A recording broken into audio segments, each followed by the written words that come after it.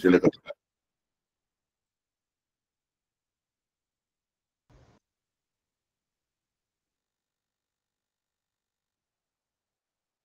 Assalamualaikum warahmatullahi wabarakatuh. Bismillahirrahmanirrahim. Alhamdulillahi rabbil alamin. Wassalatu wassalamu ala ashrafil anbiya'i wal mursalin.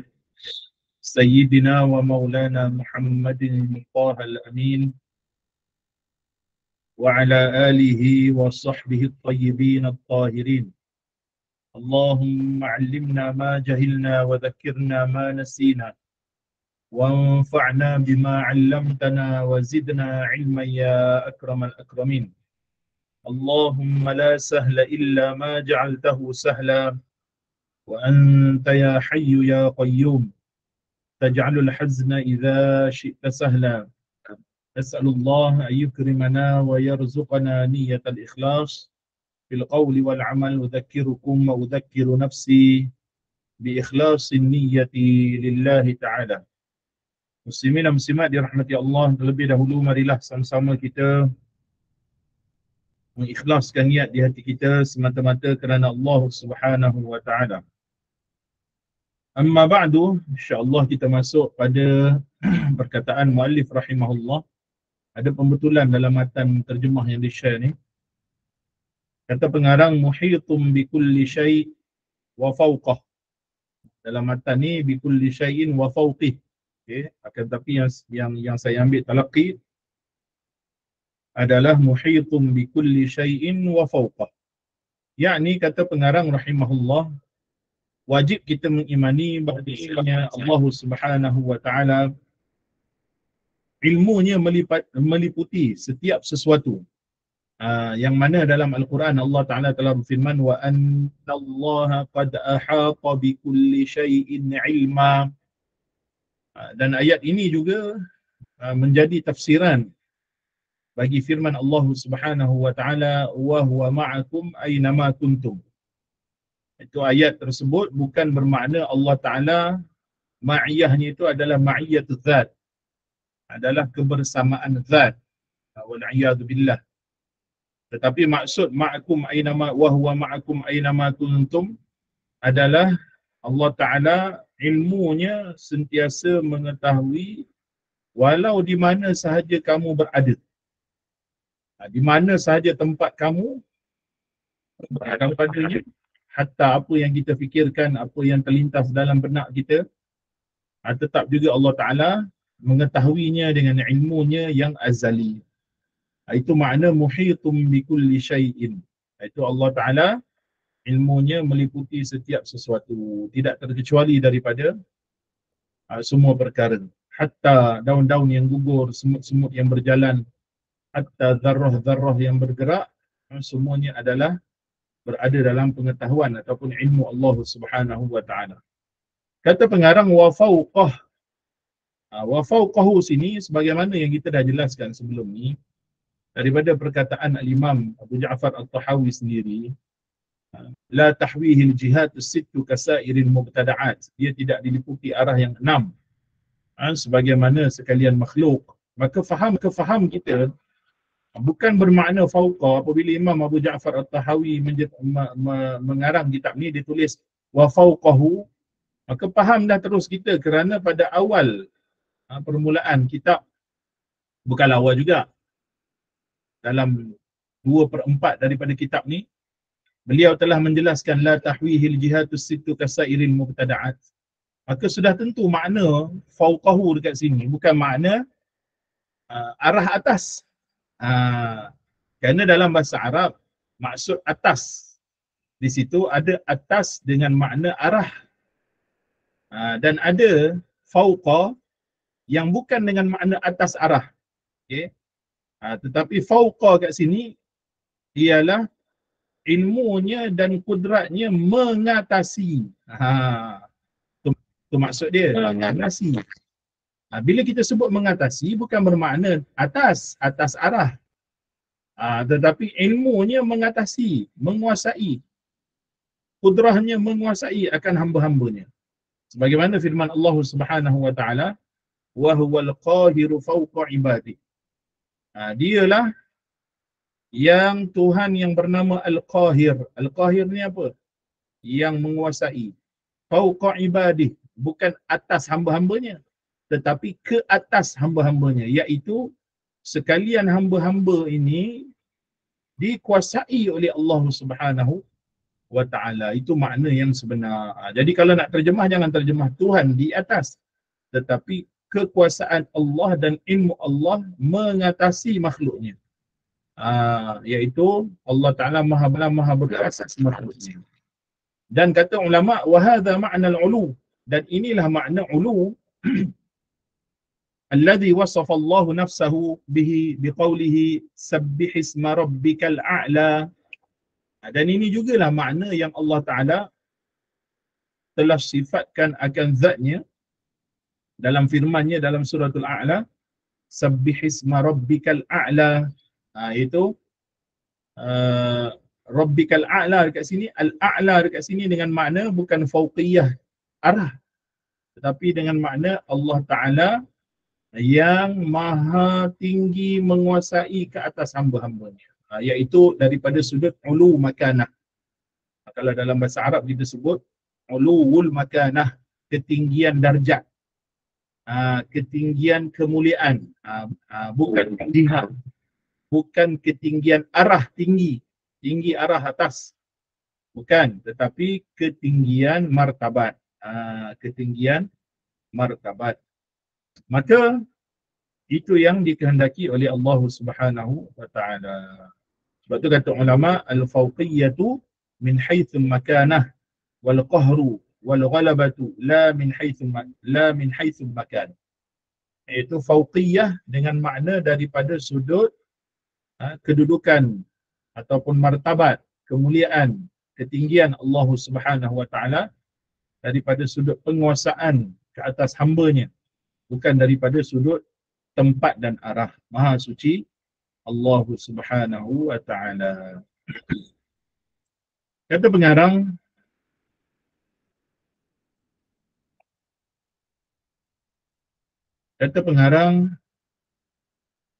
ada lagi sikit. Wa qad a'jaz. Dalam ni ada juga pembetulan. Wa qad a'jazu. Sebenarnya wa qad a'jaza.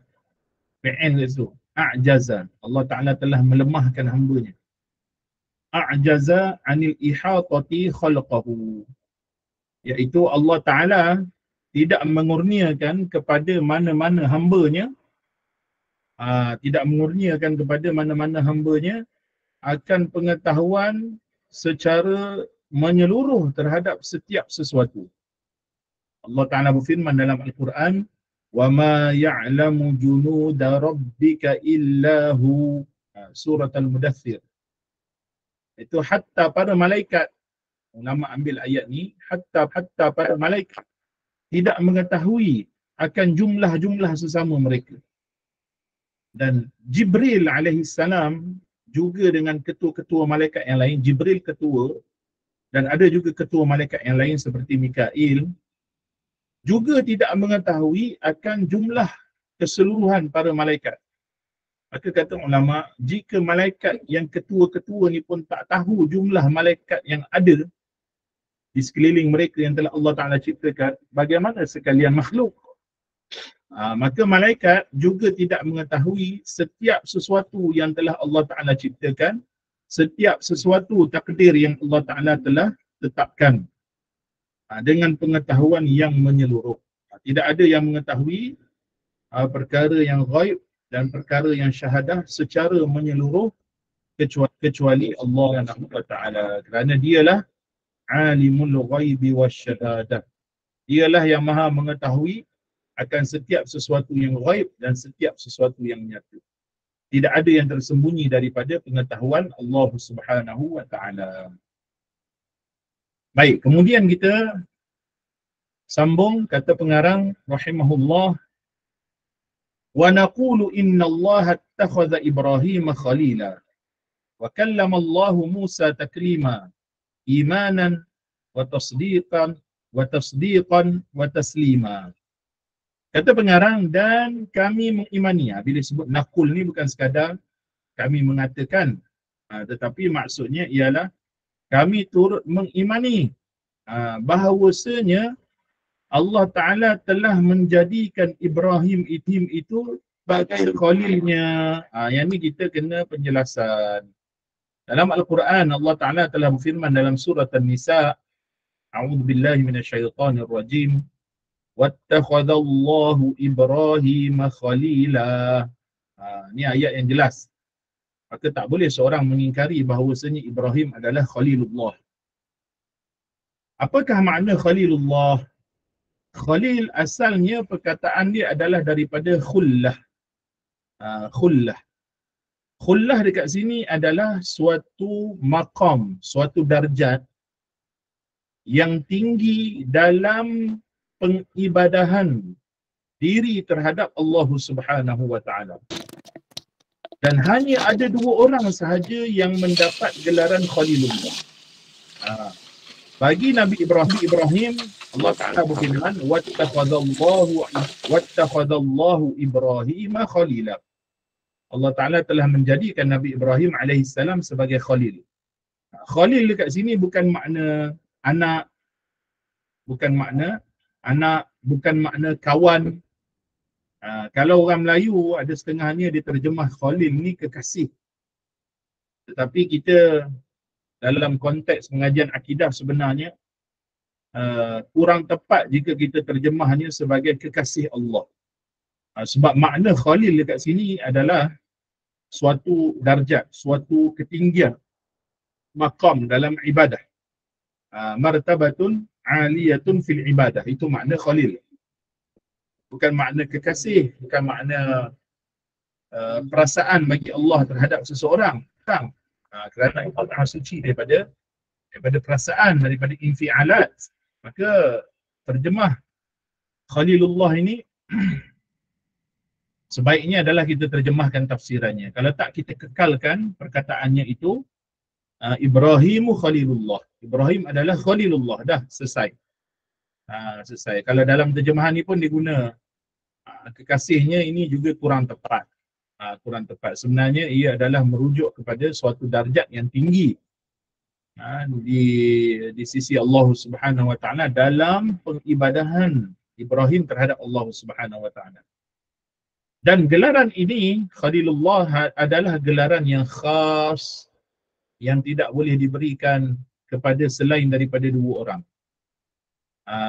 Ibrahim adalah Khalilullah.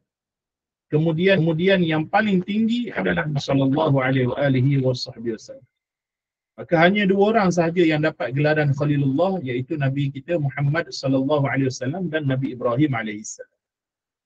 Selain daripada itu, la yajuz, kata ulama, la yajuz adalah haram kita tasmiyah ataupun kita memberikan gelaran Khalilullah kepada selain daripada Nabi Ibrahim dan Nabi Muhammad sallallahu alaihi wasallam. Hatta juga tidak diberikan kepada Sayyidina Abu Bakr As-Siddiq radhiyallahu taala anhu, hatta kepada selain daripada Abu Bakr As-Siddiq. Tak boleh kita beri gelaran Khalilullah kepada selain daripada dua yang telah kita sebutkan tadi, kerana dua ini merujuk kepada darjat yang paling tinggi dalam pengibadahan kepada Allah Subhanahu wa taala. Kata pengarang, wa kallamallahu Musa taklima, iaitu kita mengimani bahawasanya benar-benar Allah Ta'ala telah memperdengarkan kalamnya yang azali kepada Nabi Musa alaihissalam. Ini kita dah jelaskan dah sebelum ni tentang kalam Allah yang bukan huruf, yang bukan suara, yang bukan bahasa, yang tiada mula, yang tiada henti, yang tiada putus-putus, yang tidak berhajat kepada alat seperti bibir, seperti lidah, seperti gigi, seperti anak tekak, seperti suara dan sebagainya. Maha suci Allah. Tetapi kita mengimani Allah Ta'ala bersifat dengan kalam yang tidak seperti makhluk. Dan kita dihijab daripada mendengar kalam Allah. Akan tetapi akan tiba suatu masa kita akan diangkat hijab. Lalu kita mendengar kalam Allah yang bukan huruf, yang bukan suara, yang bukan bahasa, yang tiada mula, yang tiada henti, sewaktu kita berada di padang mahsyar kelak. Dan pada saat itu kita akan faham apa yang Allah Ta'ala firmankan daripada kalamnya yang azali kepada kita, tanpa berhajat kepada penterjemah. Tanpa berhajat kepada penterjemah. Itu adalah keyakinan umat Islam terhadap kalam Allah Subhanahu wa Ta'ala. Maka jangan difaham kalam Allah itu berhuruf, bersuara dan berbahasa. Itu adalah keyakinan golongan-golongan golongan musyabbihah. Cukup kita mengimani Allah Ta'ala bersifat dengan kalam yang bukan huruf, yang bukan suara, bukan bahasa, sebagaimana disebut oleh Imam Abu Hanifah radhiyallahu ta'ala anhu wa ardah. Jangan dibayangkan. Ini kena selalu pesan dalam masalah bayangkan. Kerana bila kita menafikan, bukan bermakna kita suruh bayangkan macam mana. Tak ada huruf, tak ada suara, tak ada bahasa, tiada mula, tiada henti, tiada putus-putus, tiada alat. Itu bila kita mula gambarkan, maka itu bukan Allah. Kerana Allah Ta'ala tidak digambarkan. Cukup kita mengimani. Kerana iman itu sifatnya tasdid. Iman itu menuntut tasdid, membenarkan, bukan membayangkan. Nabi SAW bersabda, la fikrata fir Rabb. Tidak ada pemikiran, imajinasi pada Tuhan, pada Allah Subhanahu wa Ta'ala. Kata pengarang, imanan wa tasdiqan wa taslima. Baru je kita sebut. Baru je kita sebut. Ini yang mentakkidkan ni.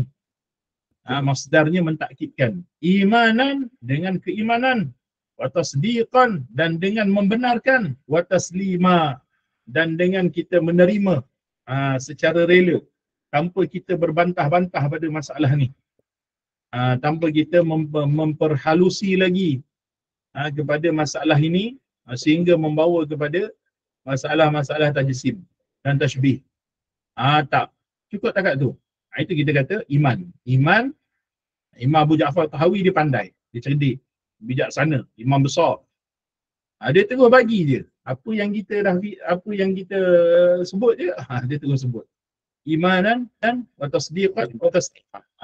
Kita beriman, kita meyakini dan kita membenarkan dan kita menyerahkan pada Allah Subhanahu wa Ta'ala tentang hakikat. Hakikat bukan kaifiat. Kaifiat ni bagaimana? Hakikat ni hakikat. Tentang hakikat kalam Allah. Tidak ada yang mengetahui hakikat kalam Allah. Tidak ada yang mengetahui hakikat zat Allah. Hanya Allah Ta'ala sahaja yang mengetahui tentang hakikatnya. Cukup kita iman. Dah, selesai. Itu ahli sunnah wal jamaah. Tidak membincangkan lebih-lebih kepada masalah-masalah sehingga membawa kepada perbalahan-perbalahan dan akhirnya menjadi tajsim. Wal'iyadu billahi ta'ala. Baik. Kata pengarang. Wa nu'minu bil malaikati wan nabiyyin wal kutubil munazzalati 'alal mursalin wa nashhadu annahu 'alal haqqil mubin. Dan kita beriman dengan malaikah, dengan para malaikat. Baik, apakah makna beriman dengan malaikat? Iaitu kita beriman bahawasanya sekalian para malaikat itu, pertama mereka diciptakan daripada cahaya. Mereka juga jisim, tetapi mereka jisim yang latif. Apa makna jisim latif? Yang tak boleh pegang dengan tangan. Tetapi mereka ada saiz, mereka ada ukuran. Setiap para malaikat tu saiznya berbeza-beza. Mereka adalah diciptakan daripada cahaya, ajsamun nuraniyah. Mereka tu jisim-jisim yang diciptakan daripada cahaya. Dhu arwah. Mereka ni Zawi arwah. Mereka adalah mempunyai ruh. Malaikat ni dia hidup dan mempunyai ruh. Dan mereka ini bukan lelaki dan bukan wanita, tidak berjantina. Dan mereka ini masing-masing mempunyai sayap masing-masing. Jumlah sayap mereka juga berbeza-beza. Dan mereka tidak makan dan tidak minum. Para malaikat tidak makan dan tidak minum. Dan mereka tidak berkahwin dan tidak beranak pinak. Dan para malaikat ini keistimewaan mereka adalah mereka tidak bermaksiat kepada Allah Subhanahu wa taala. Sekalian mereka melakukan taat dan mereka semuanya adalah aulia Allah. Dan mereka akan sentiasa melaksanakan apa yang Allah Ta'ala perintahkan kepada mereka. Berhubung dengan masalah Harut dan Marut, ada tersebar kisah-kisah Israiliyat yang sebahagian ulama tafsir meletakkan kisah ini dalam tafsir-tafsir mereka. Bukan bermakna mereka setuju dengan apa yang mereka riwayatkan. Kita kena faham kaedah orang yang berilmu dalam pengajian, mereka faham bahawasanya semata-mata meriwayatkan dan menukilkan itu tidak bermakna mereka bersetuju. Tidak bermakna mereka bersetuju. Kerana ianya riwayat Israiliyat dan dinukilkan untuk penceritaan.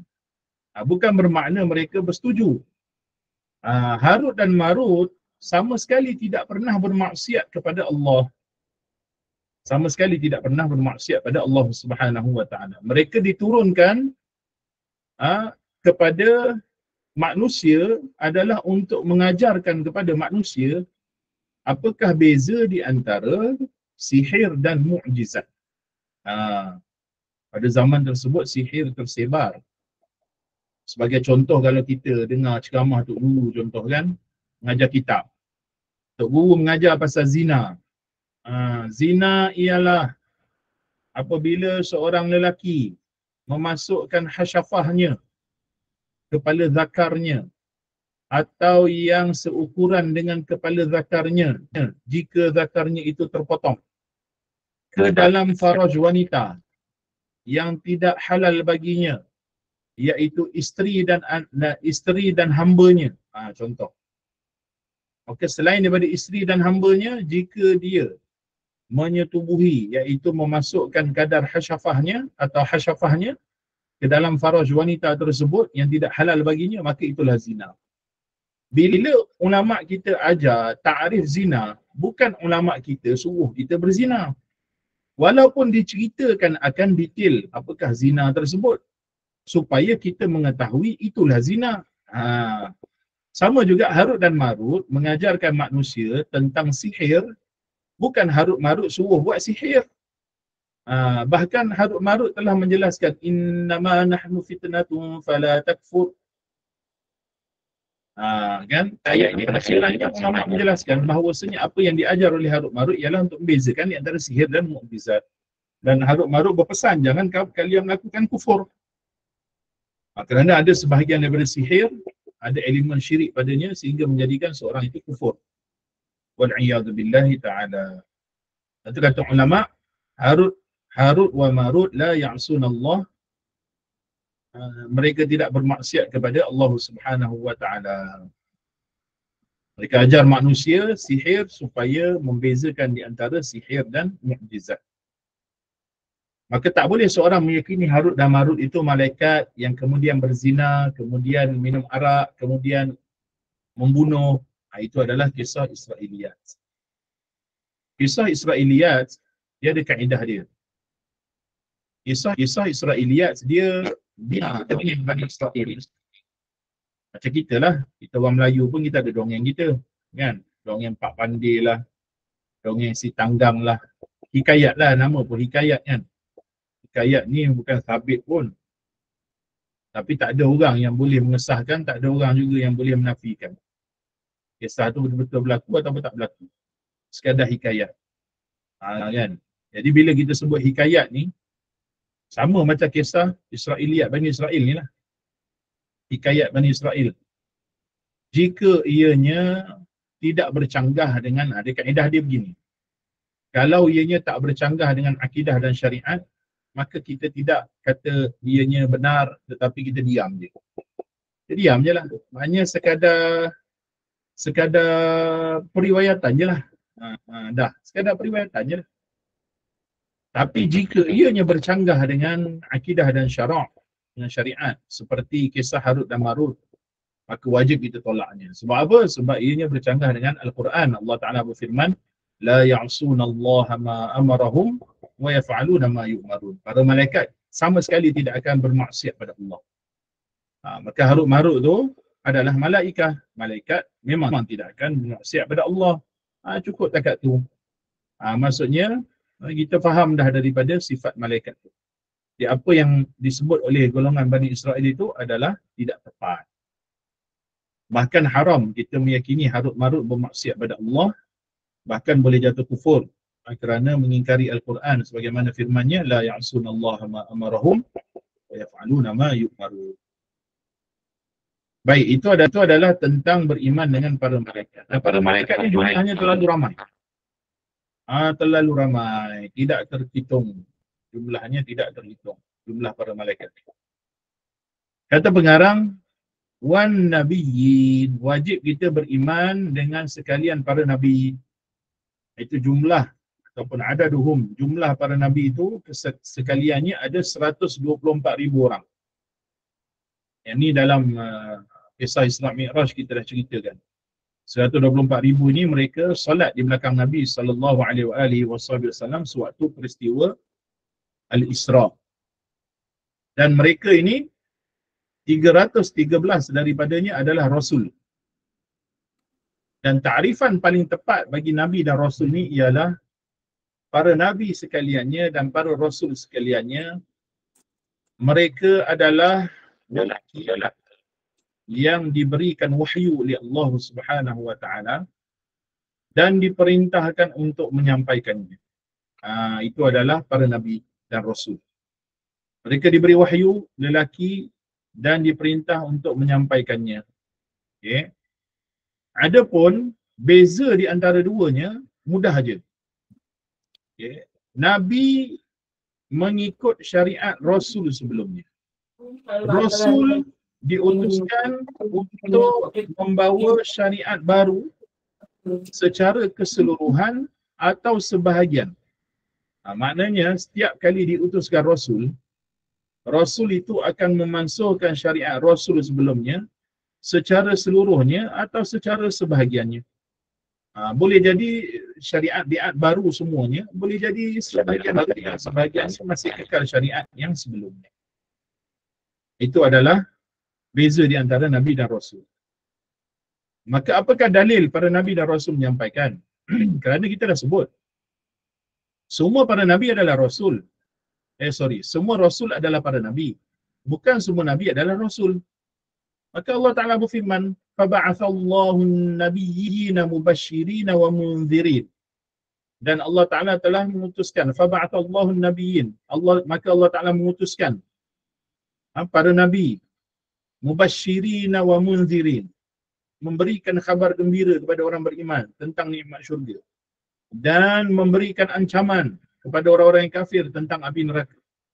Bagaimana nak buat tabsyir dan tanzir, bagaimana nak buat menyampaikan khabar gembira dan jika tidak dengan menyampaikan, maka Allah Ta'ala tidak menciptakan dan mengutuskan para Nabi itu sia-sia.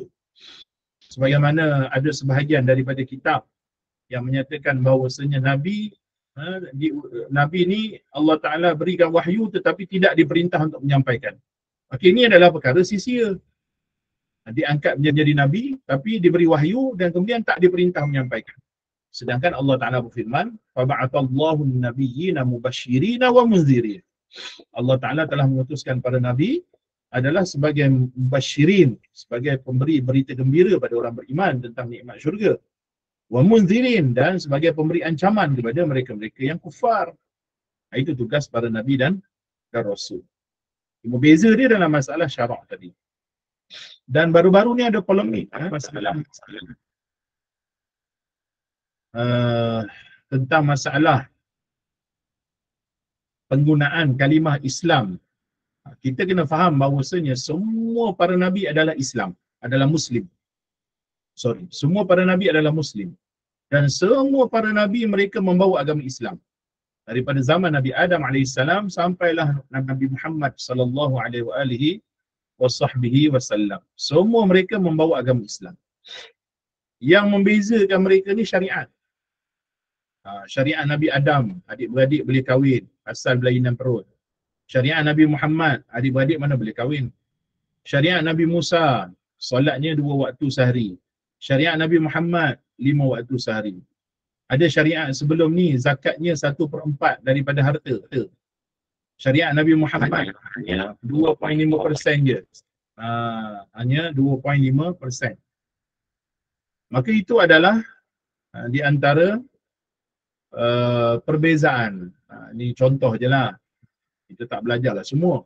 Contoh sahaja syariat-syariat yang membezakan di antara para rasulnya tadi. Maka semua mereka adalah Muslim mukmin. Dan ada sebahagian para nabi ini diutuskan akan kitab. Itu kata pengarang, wal kutubil munazzalati alal mursalin. Bagi mereka yang rasul, mereka diturunkan kitab. Sama ada kitab itu bentuk kitab ataupun suhuf. Dan semua kitab-kitab ini kita boleh sebut kutubus samawiyah. Boleh sebut. Kerana diturunkan oleh Jibril AS, diambil daripada Lauhil Mahfuz, diturunkan kepada para anbiya ini. Ini daripada langit lah. Okay. Boleh kita sebut samawiyah. Tetapi kita tak boleh sebut adyan as-samawiyah. Agama-agama samawi. Tak boleh sebut. Kerana agama samawi satu je. Agama samawi hanya satu. Kitab-kitab samawi banyak. Ada 104 jumlahnya. Ada 104 jumlahnya. 100 suhuf. Ini ada hadis riwayat Ibn Hibban. 100 suhuf, 4 kitab. Zabur, Taurat, Injil dan Al-Quran. Sebaik-baik kitab adalah Al-Quran. Kerana Al-Quran itu mukjizat Nabi yang terakhir, Nabi yang terbaik, Muhammad sallallahu alaihi wasallam.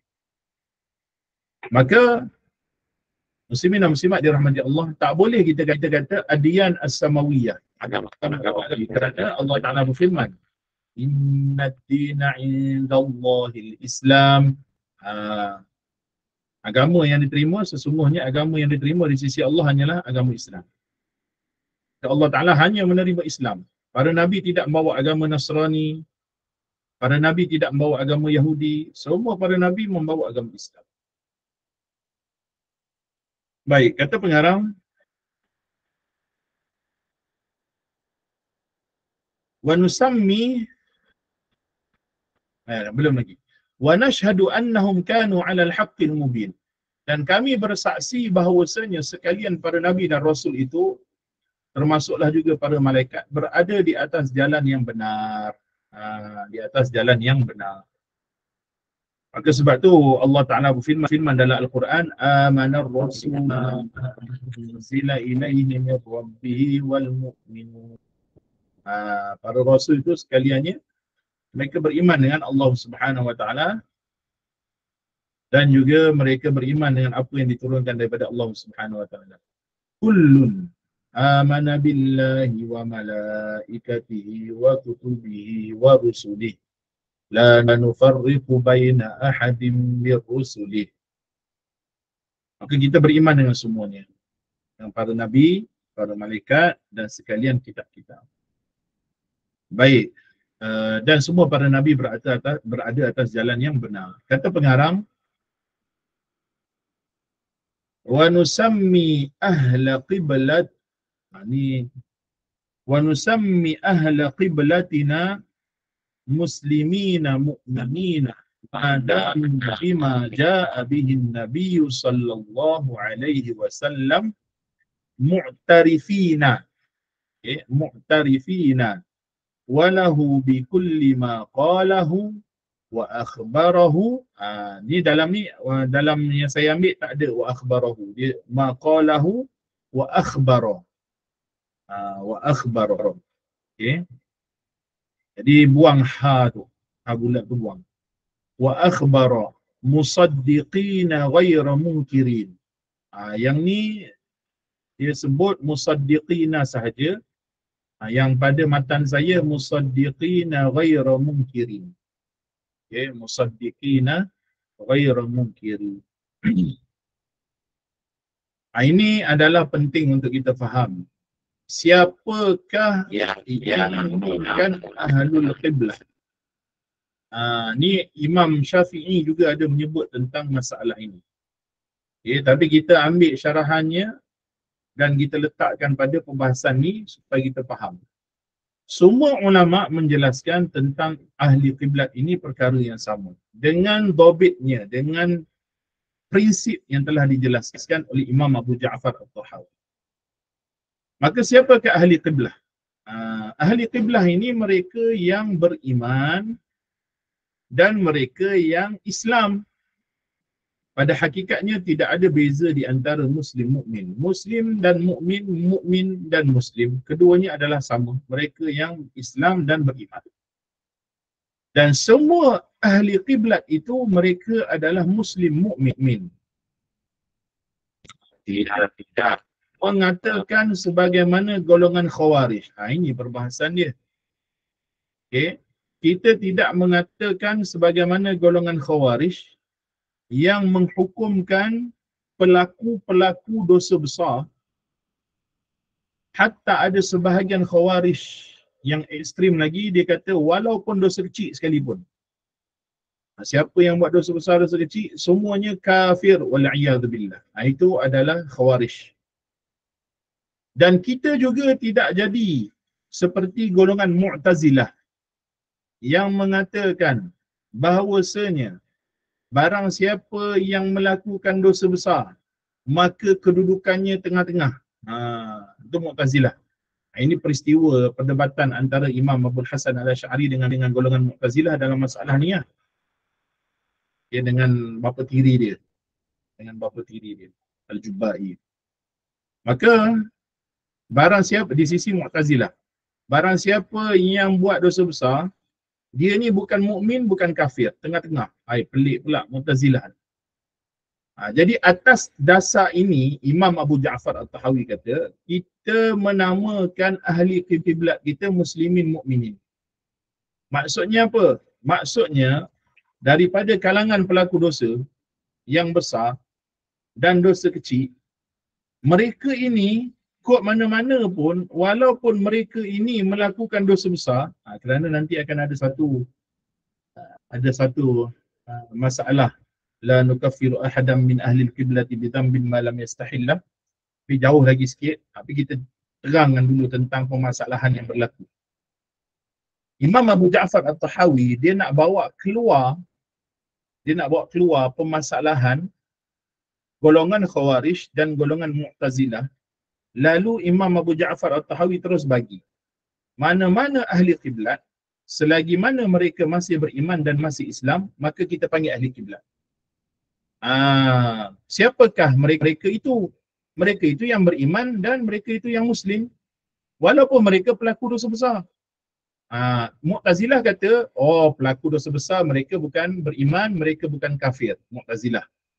Kita kata tak, mereka beriman tetapi Muslim asi, Muslim fasik. Mereka Muslim tetapi fasik, pelaku dosa besar. Kita juga tak jadi seperti Mu'tazilah, yang kita juga tak jadi seperti Khawarij yang kata bahawasanya siapa yang buat dosa besar kafir. Itu golongan Khawarij. Sebab tu Khawarij ni dia senang bunuh orang. Dia senang halalkan darah orang Islam. Bagi dia siapa buat dosa besar kafir. Adapun kita ahli sunnah wal jamaah, kita ikut Imam Abu Ja'far At-Tahawi. Selagi mana, sebab tu dia sebut tobit dia ataupun dawabit dia, prinsip dia. Dia sebut apa? Madamu, ni kena faham. Madamu, iaitu selagi mana mereka ini beriman, mengiktiraf, meyakini, mempercayai bahawasanya bima ja'a bihin nabiyyu sallallahu alaihi wasallam, dengan apa yang dibawa oleh Nabi sallallahu alaihi wasallam. Ini yang dikatakan beriman. Jika dia bercanggah dengan akidah Nabi pada perkara usul, ni bukan pada masalah furu', dosa besar tak dosa besar. Ini pada masalah usul, seperti jika orang tu menghalalkan apa yang Allah haramkan, contohnya. Seperti dia berkeyakinan dengan keyakinan yang rosak, sebagaimana yang Syekh Daud Fatani sebut dalam Sulamul Mubtadi, bahawasanya barang siapa yang mensifatkan Allah dengan salah satu daripada sifat-sifat yang ijma' ulama' Allah Ta'ala Maha Suci daripada sifat tersebut, seperti berjisim, maka Syekh Daud Al-Fatani je lah dalam kitab Sulamul Mubtadi yang kita ambil bahagian puasa baru ni, kita daurahkan baru ni. Dia kata macam mana? Dia kata selagi mana dia tidak mensifatkan Allah dengan sifat berjisim. Itu Imam Al-Ghazali sebut dalam Iljamul Awam yang kita dah tunjukkan kitabnya, tentang hukum orang yang menjisimkan Allah, yang menggambarkan Allah, yang mengimajinasikan Allah. Kemudian dia meyakini imajinasi dia itu adalah Allah. Maka orang tersebut dia bukan orang beriman. Kerana orang beriman tidak meyakini Allah Ta'ala itu jisim. Imam Abu Ja'far At-Tahawi dah sebutlah. Yang perkataan Imam Abu Ja'far At-Tahawi sebelum ni, yang kita dah bacakan sebelum ni, wa man wasafallaha bima'nan min ma'anil bashar faqad kafar. Barang siapa yang mensifatkan Allah dengan salah satu daripada sifat manusia atau sifat makhluk, seperti beranggota tangan, beranggota kaki, ada muka, ada tangan, bertempat, berarah, berjisim, bersaiz, berukuran, berwarna, ini semua tak layak bagi Allah. Faqad kafar, maka dia telah keluar dari Islam. Ini yang kita perlu faham. Dan sekali lagi kita jelaskan, masalah ini bukan untuk kita keluar kepada masyarakat, kita buat pengkafiran secara umum. Bukan. Dan bukan untuk menggalakkan takfir. Tetapi kita kata dalam masalah ini, jika jelas seseorang dia telah melakukan perkara-perkara yang bercanggah dengan akidah, maka kita hukum sebagaimana yang syarak hukum. Sebagaimana yang Imam Abu Ja'far At-Tahawi menyebut tentang perkara ini. Jika jelas pada masalah ini. Jadi apa kita kena buat kalau kita jumpa, contoh, kita jumpa kawan kita atau kita dengar kawan kita, contohlah kita dengar kawan kita bergurau, kan, kawan kita minum arak, kita berkata pada dia, arak ni haram, mana boleh minum. Dia berkata, alah, arak ni halal lah kalau sikit. Betul, kita jumpa.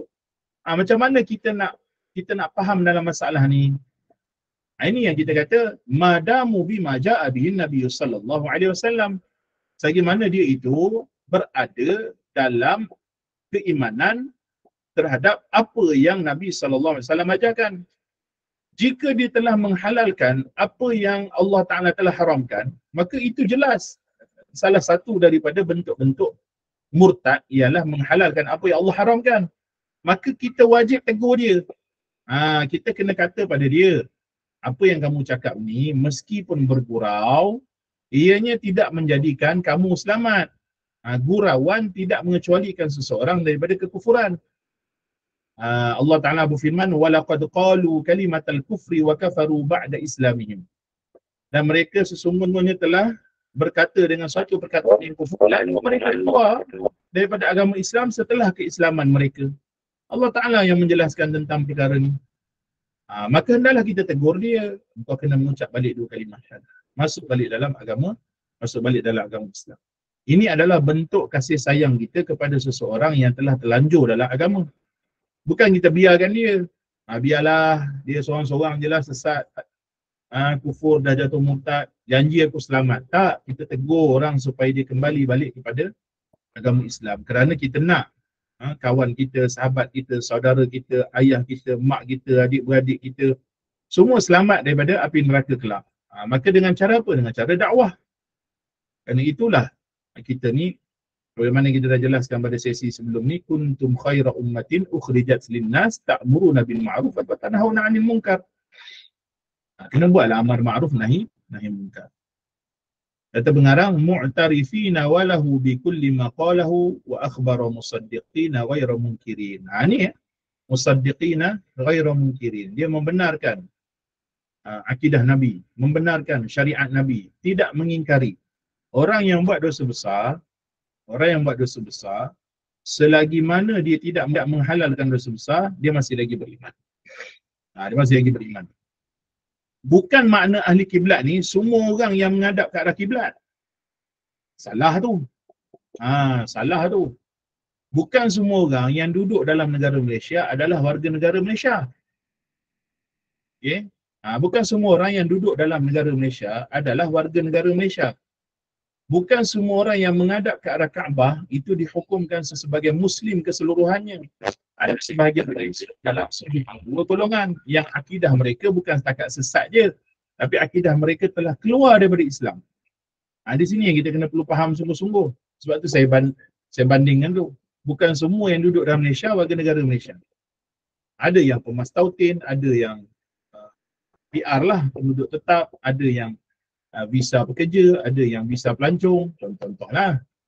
Maka itu pemahaman dia supaya kita faham dengan lebih jelas. Bukan semua yang hadap kiblat itu semua kita kata dia Muslim mukmin. Tidak semestinya. Dia ada dawabit dia, prinsip dia. Itu selagi mana dia berakidah dengan akidah ahli sunnah wal jamaah dan akidahnya itu bukan akidah yang rosak sehingga tahap mengeluarkan dia daripada Islam, dan selagi mana dia tidak menghalalkan apa yang Allah Ta'ala haramkan, dan ada beberapa masalah-masalah yang lain lagi. InsyaAllah kita akan jelaskan lagi pada sesi-sesi yang akan datang. Baik. Ada soalan ke? Yang kurang jelas, kurang faham dalam masalah yang kita bincangkan?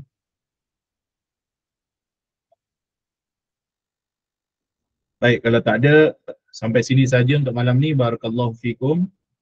Jazakumullahu ta'ala kulla khair. Wallahu ta'ala a'lamu wa ahkam. Aku liqawli hadha, astaghfirullah li wa